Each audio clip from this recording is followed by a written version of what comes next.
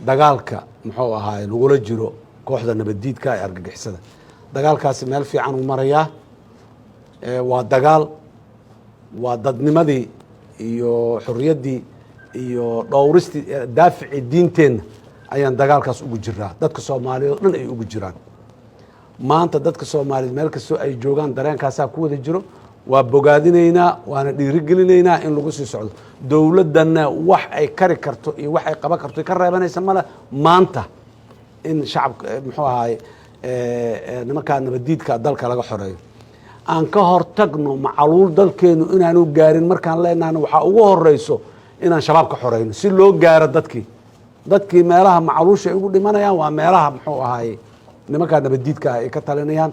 dadkeena si aan macaluusha uga badbaadino aan ka xoreyno nimanka si aan u gaari karno oo aan ugu geey karno wixii ay ku badbaadi lahaayeen marka dagaalka nimankaasi waa sidaas fariin qayb labaad oo fariintaas amniga ku saabsan oo ku daray waxay tahay dadka Soomaaliyeed meel kasta joogaan waxaan la socodsiinaynaa ama uga digaynaa meesha shabaab jooga inay ka fogaadaan nin kastoo shabaaba waa hadaf ciidan kastoo shabaaba waa hadaf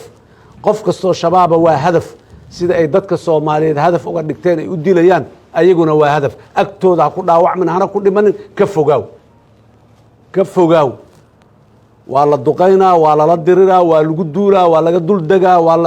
wax walba oo dagaal oo ku furan yahay shabaab ku furan shacabka Soomaaliyeed sharafta leh waxaan ka codsanaynaa ha ka fogaadaano meesha uu shabaab jooga maxkamadahooda yaan la tegin beenbeenta ah meelaha dadaan wacyi gelinaynaayo waa wacdinaynaa ay leeyihiin wacdigooda waa wacdi qaldanayaan loo tegin meelaha ay joogaan yaan laga dhawaanin meesha uu yimaado tartiib ha looga dhaqaaqo qofkii afduubtaan afduub ku haystaan waa meeshiisa garaawshiyuu leeyahay ka fogow